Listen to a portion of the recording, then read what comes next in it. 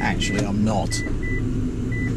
But according to Death Clock, I should have died a month ago.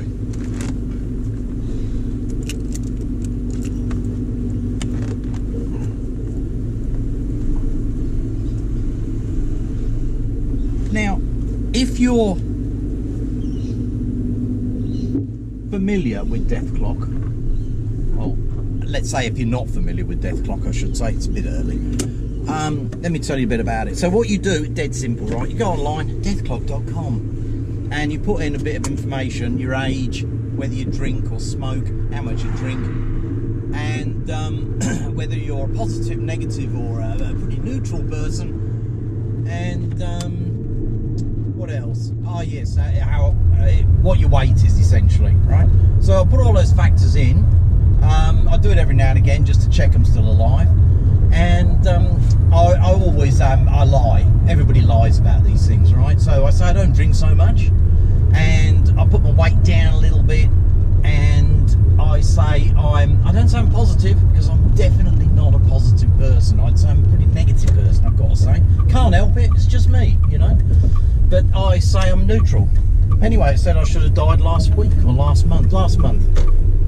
Anyway, I'm still alive and kicking.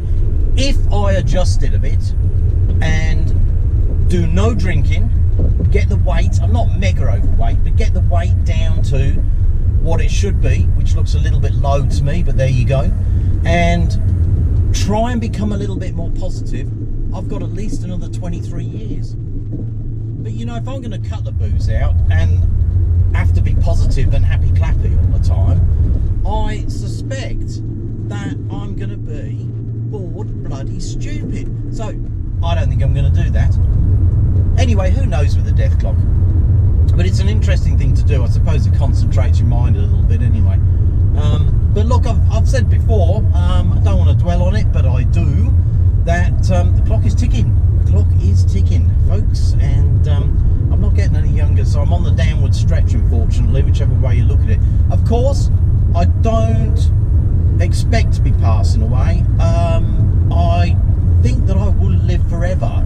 I hope so, because I find it quite interesting what's going on in the world, you know. And yeah, I like looking around. I like the fresh air. I like walking my dogs every day, and I wouldn't really want to not be doing that.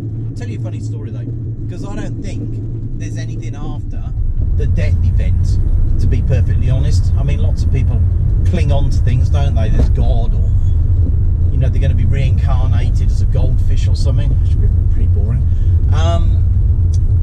But I always remember the story, Kerry Packer, who's an Aussie media tycoon billionaire. He's passed away many years ago now, but he was a forthright sort of a bloke, and I remember when he had a heart attack, and they happened to have a defibrillator, you know, one of those things that gives you a shock, and in Australia they're actually called a packer-whacker.